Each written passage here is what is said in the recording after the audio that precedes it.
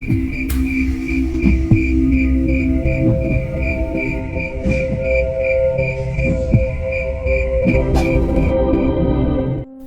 sore tadi masih menyisakan lembab di udara. Halaman kecil di depan rumah baru Larasati dan Bagaskara tampak sunyi. Hanya suara kodok sawah yang bersahutan dari kejauhan mengiringi malam pertama mereka sebagai suami istri. Rumah mungil itu berdiri di pinggir desa Ngadirejo, agak jauh dari jalan utama, dikelilingi kebun singkong dan rumpun bambu yang meliuk tertiup angin. Pernikahan mereka berlangsung sederhana di rumah keluarga Laras di Boyolali. Tak ada pesta besar, hanya tenda biru, beberapa deret kursi plastik, dan iringan tembang Jawa dari pengeras suara. Tapi Laras bahagia. Ia mencintai Bagas, pria yang selama ini menjadi tempatnya berlabuh setelah banyak kegagalan cinta. Bagas yang sehari-hari bekerja sebagai teknisi sound system, bukan pria romantis. Tapi ada ketulusan yang Laras rasakan dari setiap perhatiannya, meski kecil. Sore tadi saat mengantar masuk ke rumah, Bagas sempat menggoda. "Kita resmi, Bu Bagaskara. Rumah ini belum sempurna, tapi kalau kamu betah, kita bisa bangun bareng." Laras hanya tersenyum, meski jantungnya berdebar. Ada rasa haru, ada gugup, dan ada juga ketakutan kecil. Rumah itu memang baru mereka beli dari seorang janda tua yang pindah ke rumah anaknya di kota. Tidak banyak yang tahu kisah rumah itu, tapi ada yang bilang rumah itu lama kosong dan dulunya milik orang dalam. Malam itu, mereka makan seadanya. Nasi goreng sisa catering dan teh panas. Laras mencuci piring dengan rambut digulung asal, sementara Bagas menyalakan kipas angin dan merapikan kasur yang masih baru dibuka dari plastik. Di dalam kamar, bau karet kasur baru dan semerbak dupa yang dibakar sebelumnya bertabrakan dalam keheningan. "Tidur yuk Ras," kata Bagas sambil duduk di tepi ranjang, menarik tangannya. Laras mengangguk pelan. Rasa canggung menggantung di antara mereka, bukan karena tak saling cinta, tapi lebih pada bagaimana mereka sama-sama tak terbiasa tidur berdampingan. Kamar itu cukup luas, dengan satu lemari tua yang ditinggalkan pemilik lama, satu cermin berdiri di pojok ruangan, dan jendela yang langsung menghadap ke kebun singkong. Lampu dimatikan, hanya cahaya dari luar rumah yang menyelinap lewat tirai tipis, menciptakan siluet pepohonan di dinding. Sekitar pukul 2 dini hari, Laras terbangun. Keringat dingin membasahi leher dan punggungnya, meski kipas masih berputar. Ia duduk perlahan, mengatur nafas. Ada bau anyir, seperti darah. Bau itu begitu tajam, menusuk hidung, membuat perutnya mual. "Mas Bagas," bisiknya, menyentuh lengan suaminya yang masih terlelap. Bagas hanya bergumam pelan, tak benar-benar bangun. Laras menoleh ke arah lemari tua di sudut kamar. Pintu kayunya sedikit terbuka. Dari celah itu, ia mendengar suara pelan, rintihan, tangisan perempuan. Dek, darahnya terasa membeku. Laras menahan nafas, mencoba memastikan apa yang didengarnya. Bukan hanya ilusi, tapi suara itu terdengar lagi, lebih jelas. Seperti suara seseorang yang menahan sesak, terisak dalam gelap. Ia bangkit dari tempat tidur, kaki gemetar, langkahnya pelan. Hati-hati, mendekati lemari. "Siapa? Siapa di sana?" gumamnya tanpa sadar. Tak ada jawaban. Laras menarik nafas dalam-dalam, lalu perlahan mendorong pintu lemari. Kosong. Hanya pakaian dan beberapa selimut yang dilipat. Tapi anehnya, bagian dalam lemari lebih dingin dari suhu kamar, dan bau anjir itu makin tajam di sana. Ia memeriksa cepat, bahkan membongkar isi rak. Tak ada apa-apa. Tiba-tiba, cermin di pojok kamar mengeluarkan bunyi seperti ada sesuatu yang menggoresnya dari dalam. Laras menoleh cepat. Tak ada apapun. Tapi saat ia kembali melihat lemari, sekelebat bayangan hitam melesat keluar. Laras menjerit. Tubuhnya mundur menabrak ranjang. Bagas tersentak bangun. "Laras, kenapa?" Laras hanya bisa menunjuk ke arah lemari dengan wajah pucat. Ada yang nangis di lemari. Barusan bayangan hitam keluar, Mas. Aku takut, Mas." Bagas memeluk Laras, masih setengah sadar. "Tenang, itu mungkin kamu mimpi. Rumah ini masih baru buat kamu. Capek juga kan seharian tadi? Laras menggeleng kuat. Aku gak mimpi mas, serius. Ada suara perempuan nangis. Bau darah, lemarinya dingin banget. Bagas menghela nafas, lalu bangkit, membuka lebar pintu lemari. Ia menepuk-nepuk bagian dalamnya. Nih, gak ada apa-apa. Mungkin kamu kebawa capek dan kecemasan. Laras terdiam. Ia tahu apa yang dia dengar dan rasakan. Tapi ia tak ingin terlihat seperti istri yang ribet di malam pertama. Mungkin Bagas benar, mungkin ia lelah. Mereka kembali berbaring. Laras menatap langit-langit dengan dada masih sesak. Tapi ia tak ingin membuat masalah di malam pertama mereka. Namun saat matanya mulai terpejam, ia mendengar satu kalimat, pelan, dari arah lemari. Aku juga pernah tidur di ranjang ini. Suara perempuan penuh dendam. Pagi harinya, Laras bangun lebih dulu. Ia membuat teh hangat sambil menatap halaman lewat jendela dapur. Rasa takut dari semalam belum hilang, tapi ia berusaha menetralisir dengan logika. Mungkin itu hanya sisa emosi, pikirnya. Bagas keluar dari kamar sambil menguap. Kamu udah bangun dari tadi? Laras hanya mengangguk. Mau teh? Mau, tapi nanti aja. Aku mandi dulu. Bagas berjalan ke kamar mandi. Laras memandang meja makan, lalu ke arah ruang tamu yang masih berantakan oleh kardus pindahan. Ia berjalan menuju lemari buku kecil yang semalam tak sempat dibuka. Di sana, ia menemukan sebuah buku catatan tua, lusuh dengan halaman menguning. Di sampulnya tertulis dengan tinta merah, catatan harian R. Suryawati. Suryawati siapa? Laras membuka halaman pertama dan bulu kuduknya langsung berdiri. Hari ketiga ia datang lagi. Malam-malam ia menangis di lemari. Aku tahu ia ingin aku pergi, tapi rumah ini milikku, aku takkan kalah. Laras menutup buku itu cepat-cepat. Dan untuk pertama kalinya ia sadar rumah ini menyimpan sesuatu yang tak bisa dilihat dengan mata biasa. Sementara itu di sisi lain, di sudut kamar sempit yang hanya diterangi lampu bohlam kecil, Intan Permata duduk membatu. Wajahnya yang dulu dikenal manis dan penuh pesona, kini tampak kusut, sembab dan murung. Matanya memerah. Bukan hanya karena kurang tidur, tapi karena bara iri yang tak kunjung padam. Tangannya menggenggam ponsel retak dengan kuat, memperlihatkan sebuah unggahan foto. Larasati dan Bagaskara tersenyum dalam balutan kebaya dan beskap. Tulisan kecil di bawahnya tertulis, "Selamat menempuh hidup baru, Bagas dan Laras." Dasar murahan, gumam Intan dengan suara tercekat. Dulu kamu bilang mau nikah sama aku, Gas. Sekarang kamu malah peluk perempuan lain, ha? Dia bahkan gak secantik aku. Intan membuang ponselnya ke kasur, lalu memeluk lutut. Matanya menerawang pada dinding kamar yang dingin dan kosong. Di sanalah, 2 tahun lalu, Bagas sering datang membawakan nasi bungkus, bunga, dan kadang sekedar menemaninya bercerita. Intan pernah jadi tambatan hati Bagas. Tapi hubungan mereka berakhir tanpa kejelasan sejak Intan menyadari dirinya hanya jadi selingan. Dan sekarang, perempuan itu Laras berhasil merebut yang tak pernah bisa ia miliki utuh. Amarah itu menumpuk seperti bara yang siap meledak. Di balik rasa patah hati, tumbuh benih dendam. Malam itu dengan wajah tanpa rias, pakaian lusuh, dan rambut dicepol asal, Intan berjalan menuju arah timur desa, ke sebuah rumah tua beratap seng karatan.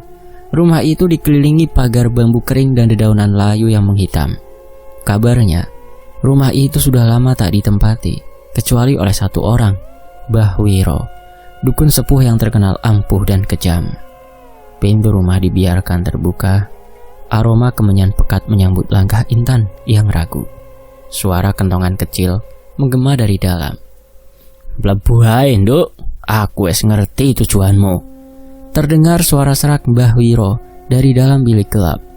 Intan menggigit bibir, lalu melangkah masuk. Di dalam, ruangan dipenuhi asap dupa. Di sudut, Mbah Wira duduk bersila dengan mata separuh tertutup. Wajahnya keriput, rambutnya putih kusut, dan tubuhnya dipenuhi rajah kuno. Di depannya, sesajen berupa kepala ayam, bunga 7 rupa, dan kendi berisi air keruh. "Jenenge sopo sing arep kok gandoli?" Tanya Mbah Wiro tanpa basa-basi. Bagaskara, jawab Intan pelan. Tapi dia sudah menikah sekarang, Mbah. Mbah Wiro membuka mata, tatapannya tajam. Wes kakon, kowe telat. Tapi yen tenan pengen dandani uripe wong kuwi, kudu ana tumbale. Ora mung sekedar pelet. Iki kudu dirusak sejatine nguripe. Omahe, bojone, atine. Intan menggenggam kain di pangkuannya. Aku siap, Mbah. Aku pengen Laras hilang. Aku pengen dia ngerasain sakit yang lebih parah dari apa yang aku rasa, Mbah. Senyum tipis muncul di wajah Mbah Wiro. Ia bangkit, mengambil kendi dari altar dan menuangkan air ke dalam mangkuk tanah liat. Kemudian, ia mengambil sehelai rambut dari kepala Intan dan mencampurnya ke air itu. Wong wadon kuwi Larasati, jenenge ya? Tanya Mbah Wiro. Intan mengangguk. Iya, Mbah, dia Larasati. Kowe siap narik tumbal saka awakmu dhewe? Hah? Rambutmu? Kesehatanmu? Rasane bakal kelaras. Tapi kowe yo bakal ngraksakno siksane. Sing penting kowe kuat ya, Nduk. Intan menunduk. Aku siap, Mbah, apapun itu. Malam itu ritual dimulai. Sementara itu, Laras sedang duduk di ruang tengah rumah barunya. Wajahnya pucat, keringat dingin membasahi pelipis. Di hadapannya secangkir teh jahe tak tersentuh. Bagas sedang di luar kota untuk urusan pekerjaan, meninggalkan Laras sendirian sejak pagi tadi. Sudah 3 hari ini Laras sering sakit kepala. Kadang ringan, kadang menusuk hingga ke mata. Tapi yang paling membuatnya takut adalah mimpi itu. Setiap malam, ia bermimpi tentang seorang perempuan berpakaian putih berdiri di depan cermin. Tapi wajah perempuan itu tidak ada, hanya kulit halus tanpa mata, hidung atau mulut. Ia berdiri diam, sampai akhirnya perlahan mengangkat tangannya dan menunjuk ke arah Laras. Mimpi itu berulang dengan suasana dan bayangan yang sama. Dan pagi tadi, saat bangun tidur, ia menemukan seikat rambutnya rontok cukup banyak di bantal. Tubuhnya terasa panas, dingin, seperti meriang. Tapi suhu tubuhnya normal saat dicek. Rasa takut mulai menggerogoti keyakinannya. Ia sempat berpikir, apakah ini hanya efek stres setelah menikah? Tapi perasaan aneh itu tak juga pergi. Setiap malam ia merasa ada yang mengawasinya dari pojok kamar. Tiap kali melewati lemari, bulu kuduknya meremang. Bau anyir yang sempat hilang kini muncul lagi, samar tapi jelas. Siang tadi, ia sempat menelpon ibunya. Mak, aku kayak merasa aneh akhir-akhir ini. Kepalaku sakit terus, rambutku mulai rontok, terus sering mimpi serem. Apa jangan-jangan di rumah ini ada yang... Tapi suara ibunya memotong. Jangan mikir aneh-aneh dulu. Mungkin kamu kecapean, Laras. Kan kamu baru nikah. Adaptasi juga. Nanti ibu kesana ya. Bantu bersih-bersih rumah. Laras mengangguk saat itu. Tapi batinnya masih tak tenang. Dan kini, di malam yang semakin pekat, ia duduk dengan selimut di bahu, menatap televisi yang menyala tapi tak benar-benar ia tonton. Tiba-tiba, lampu ruang tamu meredup, lalu padam seketika. Klik, televisi mati. Suasana langsung senyap dan gelap. Laras berdiri cepat mengambil ponselnya, tapi layarnya tak menyala. Padahal ia yakin tadi sudah diisi daya. Langkah pelan terdengar dari belakang. Langkah telanjang, berat, seperti menyeret sesuatu. Laras menahan nafas. Ia menoleh perlahan ke arah dapur. Tak ada siapa-siapa. Tapi kemudian, dari arah cermin yang berdiri di pojok ruang tengah, sesosok perempuan muncul, mengenakan gaun putih panjang, rambutnya menutupi seluruh wajah, tubuhnya gemetar. Laras mundur, menabrak meja. Perempuan itu perlahan mengangkat wajahnya. Tidak ada wajah. Laras menjerit, tapi sebelum suaranya benar-benar keluar, sosok itu menghilang dalam sekejap. Lampu kembali menyala, TV menyala sendiri, dan Laras berdiri dengan tubuh lemas. Lutut hampir tak kuat menahan beban. Di tempat lain, Mbah Wira duduk tenang sambil menancapkan paku kecil ke boneka jerami yang dibalut potongan rambut Laras. Intan berdiri di belakangnya, menahan muntah. Tubuhnya mulai melemah. Urat di sekitar pelipisnya terlihat mencuat, dan kulit kepalanya terasa seperti ditarik dari dalam. Akan semakin kuat, Duk, ujar Mbah Wiro. Tapi yo kowe kudu siap. Kamu harus siap. Awakmu udah di jembatan. Kalau salah langkah, malah bisa berbalik guna-guna ini. Intan menggenggam kainnya, menahan perih, tapi matanya bersinar bukan karena sakit, tapi karena puas. Malam merambat pelan di langit kelabu. Di rumah kecil yang belum genap sebulan ditempati, Laras duduk di ruang tengah, menatap pintu depan yang belum juga terbuka. Jam dinding menunjukkan pukul 9:10. Sudah 3 malam berturut-turut Bagas pulang lewat dari pukul 9. Bukan karena kerjaan banyak, setidaknya itu yang Laras tahu. Saat ditanya, jawabannya selalu pendek dan dingin. Ada urusan itu, servisan banyak, katanya sambil menaruh tas, lalu langsung masuk ke kamar mandi. Laras memandang ponselnya yang kosong dari notifikasi. Tak ada pesan, tak ada telepon. Dulu, Bagas selalu memberi kabar meski hanya untuk bilang, "Garapan servisan akeh, banyak kerjaan." Sekarang sepi. Malam ini, rasa sepi itu berubah menjadi sesak. Perutnya terasa dingin, bukan karena lapar, tapi seperti ada yang menyusut di dalam dirinya. Perasaan bahwa sesuatu sedang rusak, bahwa sesuatu telah berubah. Laras berdiri, mengambil segelas air dan berjalan pelan menuju kamar. Tapi saat ia lewat di depan cermin besar di lorong, ia berhenti. Ada bayangan. Bukan dirinya, bukan juga Bagas, tapi seorang wanita. Berdiri tepat di belakangnya, menyeringai. Bibirnya robek sampai ke pipi. Matanya hitam legam tak berdasar. Rambutnya basah meneteskan darah, dan di tangannya setangkai bunga melati yang melelehkan darah merah tua menetes ke lantai. Laras menjerit dan menjatuhkan gelas yang ia bawa. Pecahan kaca berserakan. Air meluber ke lantai.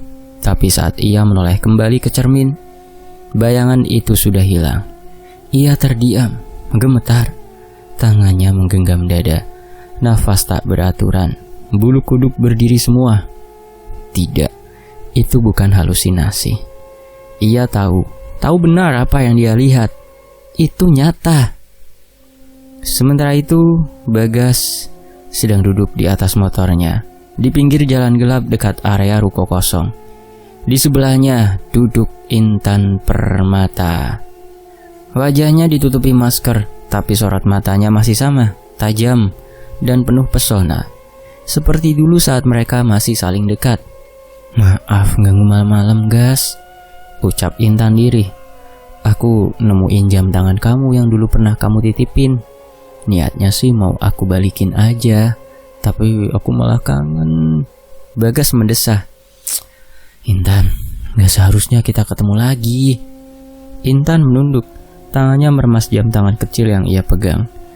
"Aku cuma pengen tahu kabar kamu sekali aja. Aku dengar kamu udah nikah sama Laras." Bagas hanya diam. Ada jeda canggung di antara mereka.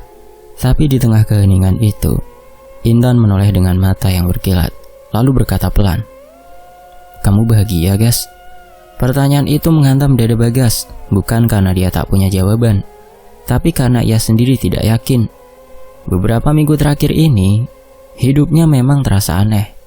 Ia sering kesal tanpa sebab, mudah marah, pekerjaan terasa berat, tidur tidak pernah nyenyak. Dan yang paling membuatnya risih adalah Laras yang dipikirannya itu semakin cerewet. Setiap kali istrinya bicara, suara itu terdengar seperti dengungan menyebalkan di telinga. Setiap senyum Laras terasa dipaksakan. Setiap sentuhannya seperti duri. Entah kenapa, perasaan cinta yang dulu membuncah kini berubah jadi ganjalan. "Aku capek," jawab Bagas akhirnya. "Laras, dia itu terlalu banyak nanya, banyak curiga. Rumah gak pernah tenang. Aku kayak gak bisa napas." Intan mendekat, pelan-pelan menyentuh lengan Bagas. "Aku di sini kalau kamu butuh tempat pulang," bisiknya lembut. Bagas menoleh. Mata mereka bertemu dalam hening, dan untuk pertama kalinya setelah lama, ia merasa hangat, tenang. Tanpa mereka sadari, dari kejauhan, di bawah pohon beringin tua, sepasang mata mengintai. Bayangan hitam mengendap, dan bunga melati yang ia pegang mulai menghitam, melelehkan darah. Sementara itu di rumah, Laras terbangun dengan nafas tersengal. Tubuhnya basah oleh keringat. Di telinganya samar terdengar bisikan, "Dia bukan milikmu lagi. Kau tak akan pantas bersamanya." Laras menangis pelan. Ia merasa seperti dikucilkan di rumahnya sendiri. Bagas sudah tak lagi jadi pelindung, melainkan seperti orang asing.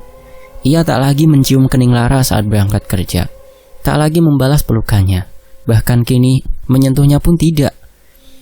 Pagi ini, Laras memberanikan diri untuk bicara.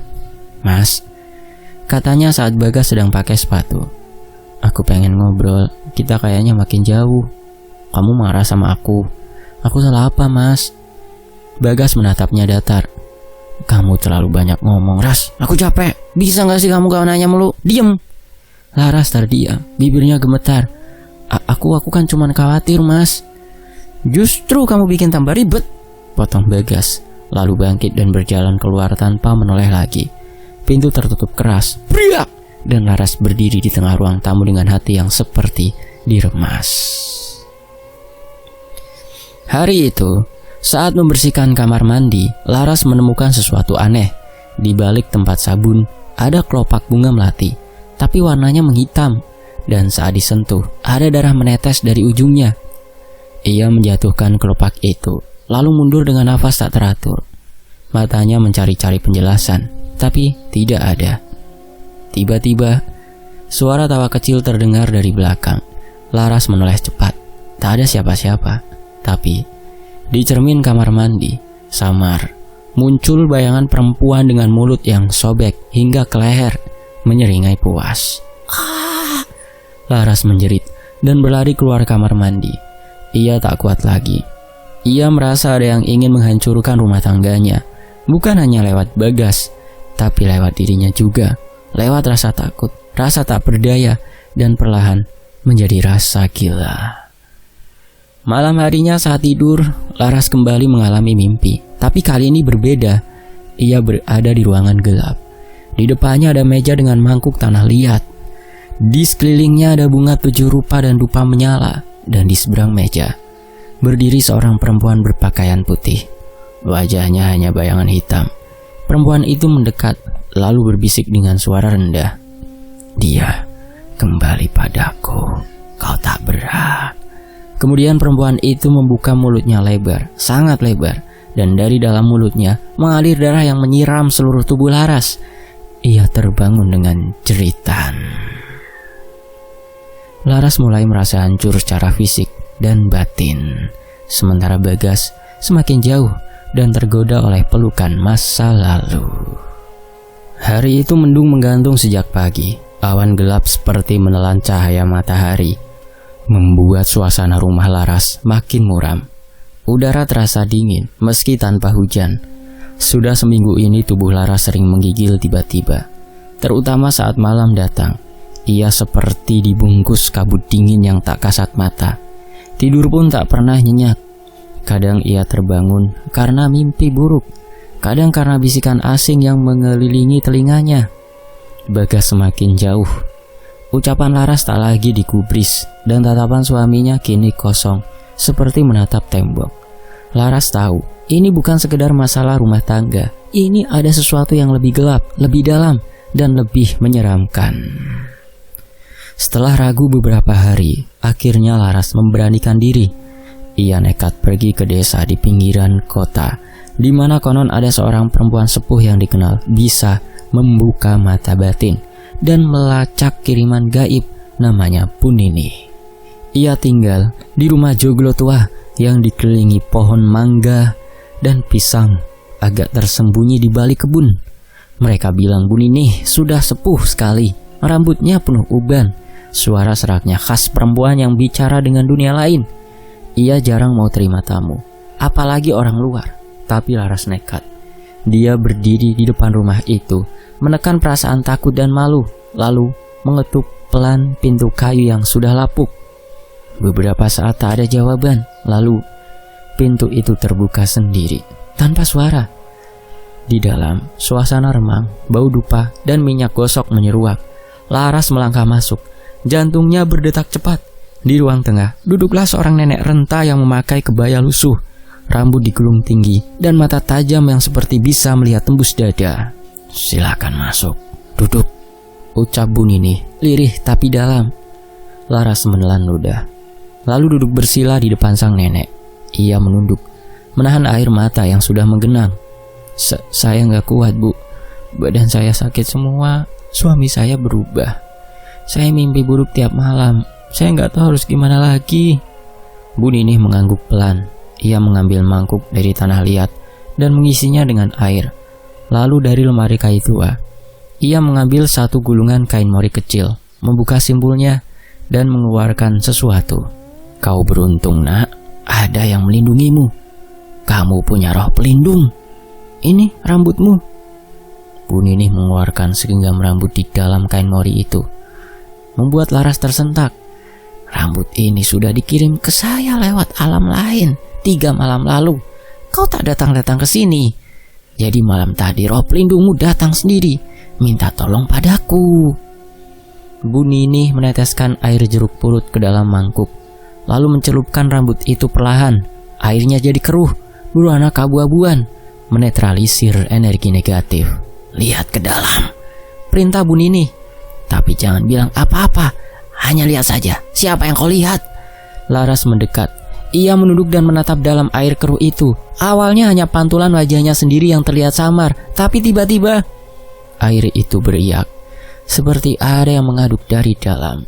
Muncul bayangan seorang wanita muda, duduk di atas ranjang.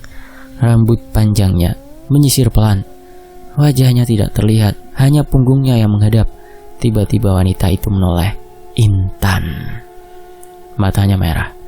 Senyumnya lebar dan menyeringai seperti bukan manusia. Dari tangannya, ia memegang boneka jerami kecil, dan di kepalanya terikat rambut yang sangat Laras kenali sebagai miliknya sendiri. Laras berteriak dan menjatuhkan mangkuk. Air itu tumpah ke lantai, dan dari arah pojok ruangan terdengar suara geraman pelan, seperti binatang kecil yang mengintai. Laras menggigil, badannya mendadak berat, baunya seperti ditekan sesuatu. Bu Nini segera membacakan doa pelan, bahasa Jawa halus bercampur Arab. Ia mengambil setangkai daun kelor dan menyapukannya ke tubuh Laras dari kepala hingga kaki.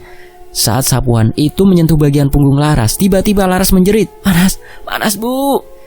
"Di situ ikatannya sudah menempel, sudah terbakar," gumam Bu Nini. Setelah ritual itu, Bu Nini duduk termenung. Ia menatap Laras lama, lalu bertanya dengan pelan, "Kamu tahu siapa yang kamu hadapi?" Laras menggeleng.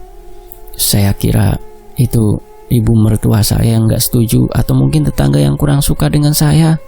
Bu Nini menghela nafas panjang, lalu berkata pelan tapi jelas, Bukan ibu mertuamu, bukan orang luar atau tetanggamu. Yang mengirim ini adalah pacar lama suamimu. Wanita itu bernama Intan. Dia pernah dekat dengan suamimu, dekat sekali, tapi tak berhasil memilikinya. Dia mencari cara agar kamu tersingkir. Cara itu tidak manusiawi. Dia datang pada makhluk yang haus darah dan cemburu." Laras menggeleng-geleng. "Tapi saya nggak punya musuh, Bu. Saya nggak pernah menyakiti siapapun. Saya bahkan nggak pernah kenal dekat sama Intan." Air matanya jatuh satu persatu. Bu Nini hanya menatapnya. Mata tuanya menyiratkan empati yang dalam. "Kadang bukan karena kamu jahat, tapi karena kamu punya apa yang orang lain inginkan. Dan karena dia tahu kamu gak bisa melawan. Bawa air ini, campurkan ke dalam tempat mandimu, campurkan ke dalam tempat minum suamimu." Malam itu Laras pulang ke rumah dalam diam. Di dalam tasnya, sebuah botol berisi air bening yang diberi doa oleh Bu Nini. Air yang katanya sudah dititipkan energi pembersih dari leluhur yang dulu pernah menjadi penjaga garis darah Laras. Air itu harus digunakan dengan hati-hati, kata Bu Nini. Campurkan dengan sesuatu yang dia sukai, agar masuknya tidak ditolak. Laras tahu satu hal, Bagas suka kopi hitam. Tiap malam meski sedang marah atau diam-diaman, Bagas tetap minta diseduhkan kopi. Dan malam itu Laras menyeduhnya sendiri, tangannya gemetar. Tapi matanya penuh tekad. Ia tuangkan air doa itu sedikit demi sedikit ke dalam gelas kaca bening. Aroma kopi langsung menyatu dengan harum samar jeruk purut dari air doa tadi. "Mas, panggil Laras lembut. Bagas sedang duduk menonton televisi, tanpa suara. Ia hanya melirik sekilas. Wajahnya tetap datar. "Kopinya ya, Mas." Bagas mengambil gelas itu tanpa berkata. Ia hirup perlahan. Laras menahan nafas. Jantungnya berdegup seperti genderang perang. Setelah diseruput, masuk ke tenggorokan. Beberapa detik, tak terjadi apa-apa. Lalu tiba-tiba tubuh Bagas tersentak. Gelasnya jatuh, pecah di lantai. "Priang!" "Mas!" Bagas memegangi tenggorokannya. Matanya membelalak, seperti melihat sesuatu yang tak kasat mata. Tubuhnya mendadak gemetar hebat. Lalu ia muntah hebat. Darah hitam pekat keluar dari mulutnya. Banyak, sangat banyak. Warnanya bukan seperti darah biasa. Seperti oli bekas bercampur pasir, tapi baunya busuk. Bau logam dan amis langsung memenuhi ruangan. Laras menjerit panik. Tapi ia teringat pesan Bu Nini. "Jangan ganggu prosesnya. Biarkan keluar semua kotoran yang menempel." Bagas muntah sampai tubuhnya lemas. Lalu ia terkulai, terisak seperti anak kecil. Matanya menatap Laras. Kali ini bukan dengan kebencian, tapi dengan rasa bersalah yang dalam. "Laras, aku ngapain saja selama ini ke kamu, Laras?" Tangis Laras pecah. Ia langsung memeluk suaminya. Bagas tak menolak. Justru pelukannya erat, hangat. Bagas menangis di bahu Laras, sesenggukan. Berulang kali ia ucapkan maaf. Dan malam itu seperti ada beban besar yang terangkat dari rumah mereka. Beberapa hari setelah kejadian itu, perubahan Bagas sangat terasa. Ia jadi lembut, sering bertanya tentang perasaan Laras. Tak lagi meninggalkan rumah malam-malam. Bahkan beberapa kali Laras mendapati suaminya sedang membaca Al-Quran atau sekedar duduk termenung sambil memegangi dadanya. "Aku merasa ada sesuatu yang hilang dari tubuhku. Tapi entah kenapa, sekarang malah terasa ringan." Laras hanya tersenyum. Dalam hati ia tahu, bukan sesuatu yang hilang, tapi sesuatu yang jahat sudah pergi. Namun, di sisi lain tempat, kabar tentang Intan sampai ke telinga Laras lewat seorang teman lama. Intan tiba-tiba sakit aneh. Tubuhnya kurus drastis dalam seminggu. Kulitnya seperti terbakar dari dalam. Ia sering menjerit tengah malam, menyebut-nyebut nama Bagas, sambil mencakar wajahnya sendiri. Mereka bilang Intan seperti orang kesurupan, bahkan sempat dilempari Quran oleh orang tuanya, karena mulai bicara dengan suara laki-laki tua. Dokter tak menemukan penyakit apapun, tapi orang-orang yang paham hal gaib tahu, ini karma, pantulan dari yang sudah dikerjakan. Segala yang ia kirim, kini kembali padanya. Malam itu Laras duduk di teras. Bagas menyeduhkan kopi untuknya, sambil sesekali mencuri pandang dan tersenyum kecil. Tak ada lagi kemarahan, tak ada lagi dinginnya tatapan. Rumah mereka kini kembali hangat, meski angin malam masih berhembus lembut. "Terima kasih ya Laras," ucap Bagas lirih. "Udah gak ninggalin aku walaupun aku sempat nyakitin kamu." Laras memandang suaminya lama. Senyum lembut menghiasi wajahnya. "Aku tahu Mas, yang nyakitin aku itu bukan kamu yang sebenarnya." Bagas meraih tangan Laras dan menggenggamnya erat. Di langit, bulan menggantung tenang, menerangi rumah yang dulu dikelilingi gelap. Kini penuh cahaya hangat dari hati yang disatukan kembali. Sementara di suatu tempat, jerit seorang menggema, tapi tak ada lagi yang bisa menyelamatkannya dari kutukan yang ia ciptakan sendiri. Tamat. Demikianlah sebuah kisah, semoga terhibur. Sampai jumpa di kisah lainnya. Mohon maaf kalau ada salah kata. Wassalamualaikum.